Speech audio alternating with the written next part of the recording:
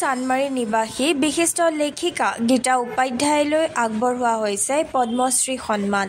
৭৮ বছৰীয়া গীতা উপাধ্যায়ৰ অসমীয়া আৰু নেপালী উভয় ভাষাতে সাহিত্য সেৱা আগবঢ়াই অহা গীতা উপাধ্যায় সম্প্ৰতি বাৰ্ধক্যজনিত কাৰণত অসুস্থ।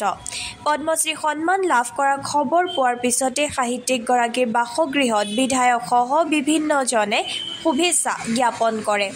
গীতা উপাধ্যায় পদ্মশ্ৰীৰ দৰে সৰ্বোচ্চ সন্মান লাভ কৰাৰ পিছতে তেজপুৰবাসী স্বাভাৱিকতে উৎফুল্লিত হৈ পৰিছে।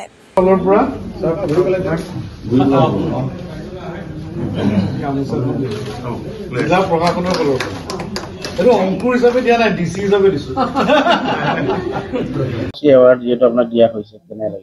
ভাল লাগিছে। পদ্মশ্ৰী এৱাৰ্ডটো পাম বুলি মই ভবা নাছিলো, কল্পনাও কৰা নাছিলো, কিন্তু দিয়া হ'ল।